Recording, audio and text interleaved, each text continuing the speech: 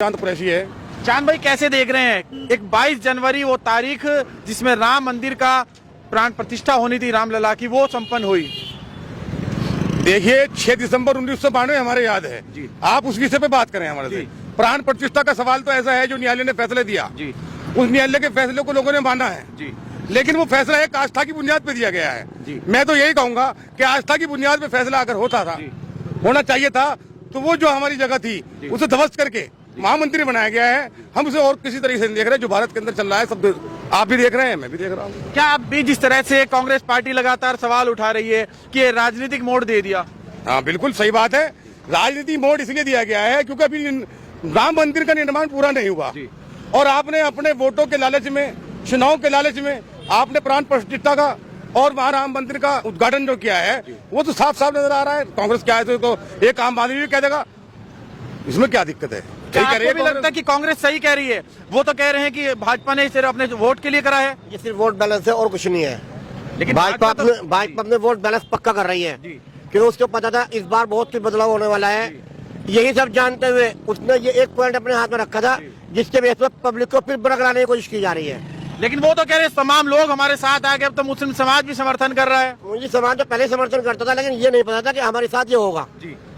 क्या जिस तरह से अब्दुद्दीन ओवैसी कह रहे हैं कि एक व्यवस्थित तरीके से वहाँ पर जो मुस्लिम समाज ने नमाज अदा की थी वो उनका हक छीन लिया गया? बेशक यही बात है।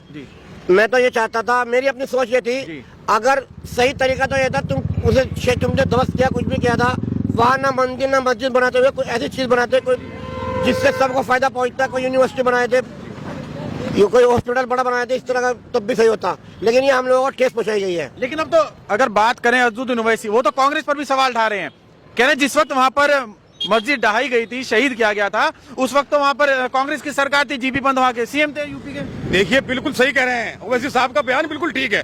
लेकिन आज ये देखिए भारत के अंदर ये भारतीय जनता पार्टी का कब्जा नहीं है, आरएसएस का कब्जा है। आरएसएस पूरे इस भारत के अंदर जितना भी सिस्टमेटिक तरीका है उसको कब्जे में करके, ये तो सीधा सीधा बात है। वो कल की बात थी। वैसे साहब ने जो बात बताई है वो पूर्व में हो चुकी।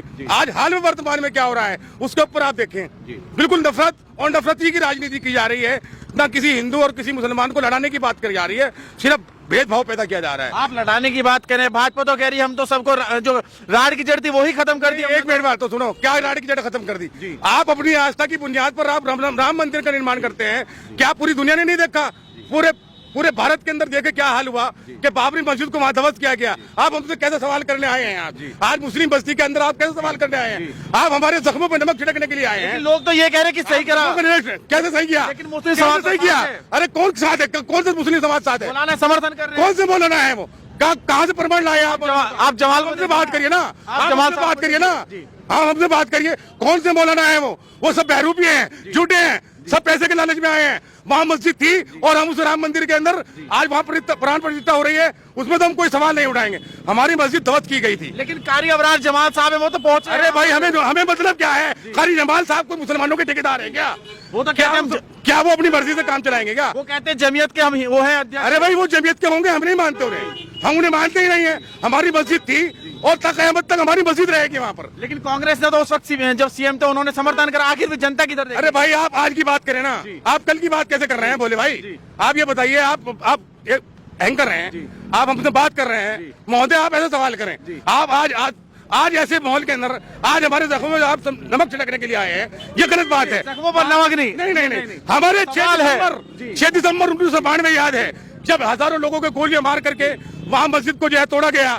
आज वहाँ राम मंदिर की आप बात करते हैं तो अगर इससे किसी को कुछ मिला है, क्या मिला है किसी को? भारत को जोड़ने की बात करें, भारत के विकास की बात करें, हमें ऐसे सवाल करने से हमारे लगता है भाजपा ने फिर से तोड़ने का माहौल पैदा कर दिया गया।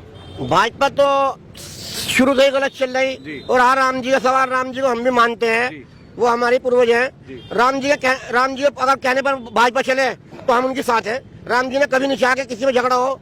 राम जी ने कभी हिंदू मुस्लिम, उनके टाइम पे मुसलमान था तब हिंदू मुस्लिम ने किया। राम जी ने कभी किसी को ठेस नहीं पहुंचाई।